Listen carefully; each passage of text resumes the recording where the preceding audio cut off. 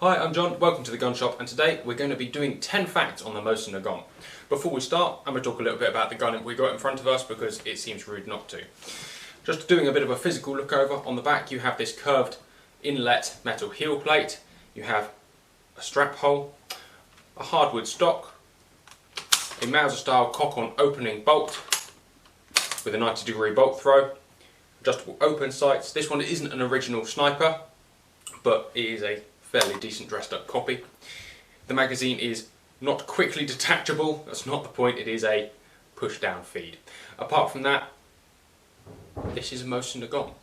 This particular variant is a 1937 1891-30. But apart from that, let's get on with our facts.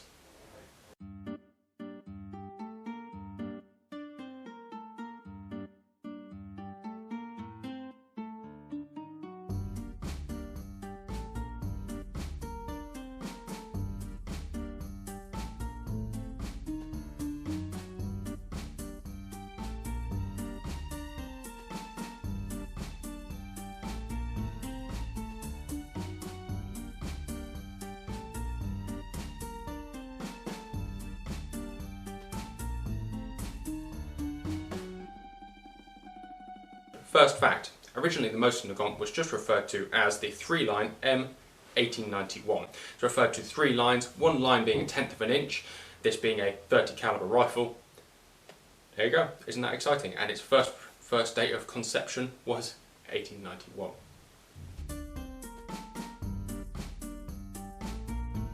Fact number 2, the Mosin Nagant was made pretty much world over. I believe the first actual full-size order was placed with a French factory because the Russians didn't have the tooling. A large order in World War I was placed with the Remington factory in America. And obviously these guys have been used across the world. There's a Chinese variant that the Chinese army still use today for training. There's been an awful lot of variants made across the world. It is not just a Russian rifle. In fact, some of the rifles made in America by Remington were appropriated into the army after the 1917 revolution in Russia. That's quite an interesting fact, I think. And apparently they're absolutely sought after and rare in America, but I've never seen one, so there.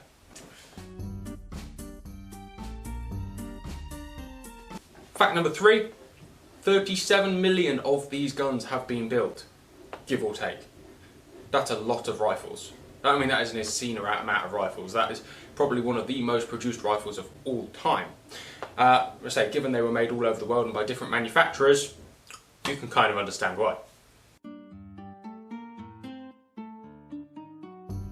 Fact number 4. This gun was made in a 7.62 by 54 rimmed case. However, it has been made in various other calibers. Firstly, on the 7.62 by 54R, the rimmed case, it will shoot effectively out to about 500 yards, although these rifles can be taken further with adequate modern loads.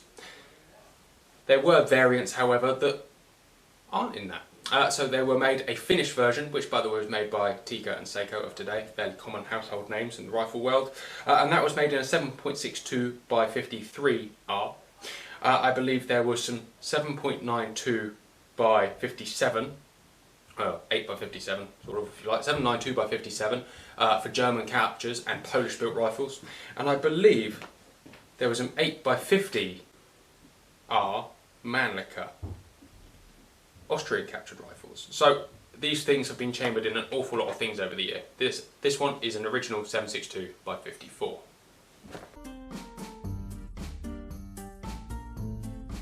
Fact number 5. Although the caliber was actually only really meant for 500 yard shooting, the adjustable rear sight actually goes all the way from 100 yards all the way out to 2,000 yards if you feel like you can address a target at that range with open sights. Fact number 6. The bolt comes out by pulling the trigger, and on the front of the bolt you'll see our fact number 6 is that it has a twin locking lug head. A design that's been around for an awful long time, but part of the reason they were so strong, so accurate for a very entry-level battle rifle.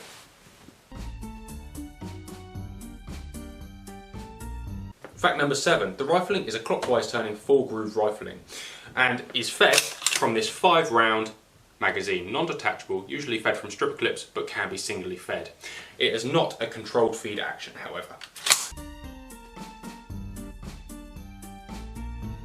Fact number 8, the Mosin Nagant was used as a sniper rifle as well as a battle rifle and had multiple variants, including dragoon and carbine versions, and well, as many people will know, was shot by the great Vasily Zaitsev, if you can call him great, who had 255 confirmed kills as a sniper during the Battle of Stalingrad.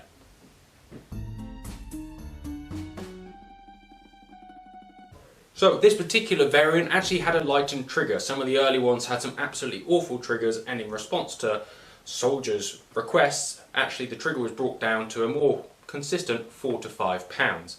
However, a lot of the snipers and actual sharpshooters were still fairly unhappy with it.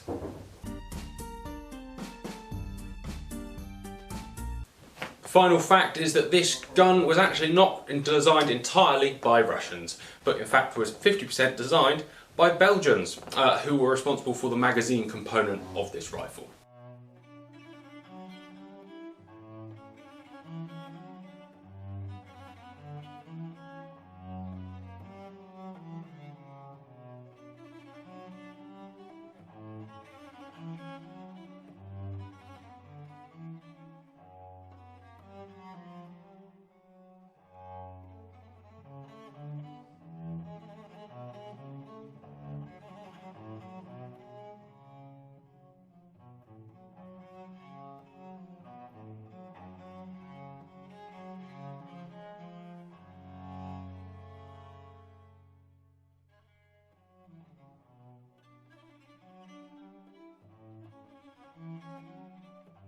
So I hope you've enjoyed our top 10 facts on this, the second most produced rifle in history. Thank you very much for watching, take care, goodbye, we'll see you next time.